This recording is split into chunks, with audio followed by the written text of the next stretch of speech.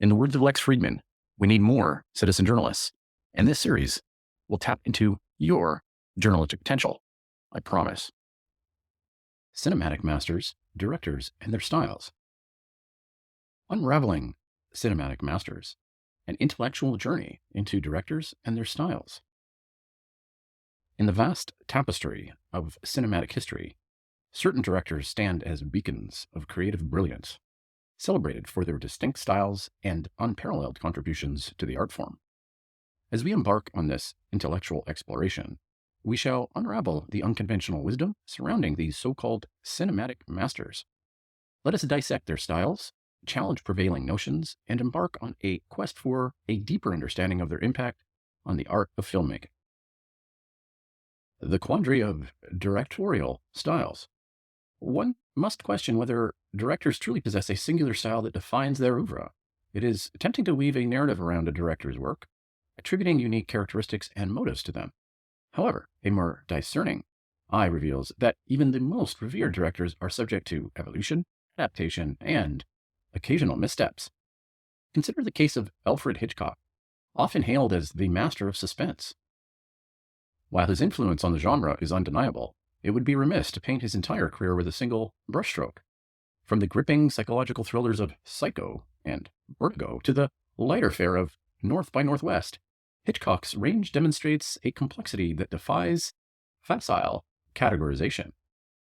Similarly, Stanley Kubrick is renowned for his meticulous attention to detail and the symmetrical beauty of his compositions. However, reducing his directorial prowess to a mere stylistic gimmick bellies the philosophical depths he plumbs in films like 2001: A Space Odyssey and A Clockwork Orange. Kubrick's style is but one facet of his artistic arsenal, serving as a vehicle for exploring profound themes rather than an end in itself. Auteur theory and its limitations. Auteur theory, championed by the likes of François Truffaut and André Sarris, posits that the director is the primary creative force behind a film, imprinting their vision into their work. While this theory holds merit in some instances, it overlooks the collaborative nature of filmmaking. The work of Quentin Tarantino, often cited as an auteur par excellence, provides a fertile ground for scrutiny. Tarantino's films are undeniably stamped with his unique brand of dialogue, violence, and pop culture references. Yet a closer examination reveals his collaborators' undeniable influence, from his actors-inspired performances to the musical choices that shape the atmosphere of his movies. To ascribe sole authorship to Tarantino neglects the collaborative symphony that brings his visions to life. Historical perspectives and paradigm shifts. To fully grasp the impact of these cinematic masters, we must view them through the prism of historical context. The evolution of filmmaking techniques, societal changes, and shifting cultural paradigms all leave indelible imprints on the works of directors. Consider the revolutionary impact of Steven Spielberg. In the 1970s and 80s, his films like Jaws and E.T. the Extraterrestrial captured the imagination of a generation.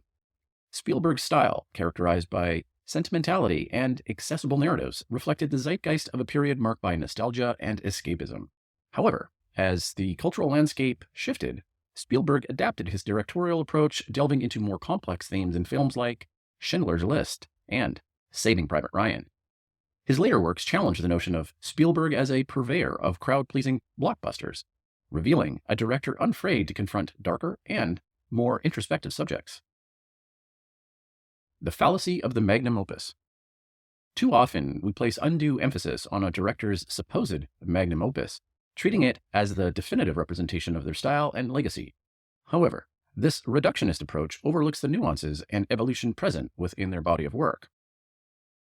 Take Guillermo del Toro, a master of dark fantasy and visual storytelling. While Pan's Labyrinth is widely hailed as his crowning achievement, dismissing the breadth and depth of his other works would be a disservice. Films like Hellboy and The Shape of Water may differ in tone and genre, but they exhibit a consistent thread of del Toro's unique blend of magical realism and profound humanity. By fixating on a singular magnum opus, we risk overshadowing the richness and diversity of a director's creative output. Conclusion. Challenging the conventional narrative. In our pursuit of intellectual rigor and critical engagement, it becomes evident that the notion of cinematic masters and their defining styles is more complex than popular discourse suggests. Directors are not static entities bound to a singular vision, but dynamic artists who evolve, adapt, and challenge our expectations. By challenging the conventional wisdom surrounding these directors, we can appreciate their artistic evolution and the multifaceted nature of their styles.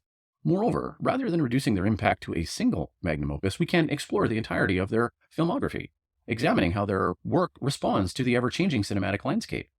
Let's approach the study of directors and their styles with an open mind, weaving a narrative that acknowledges their complexities, embraces collaboration, and remains attuned to the shifting paradigms of art and society.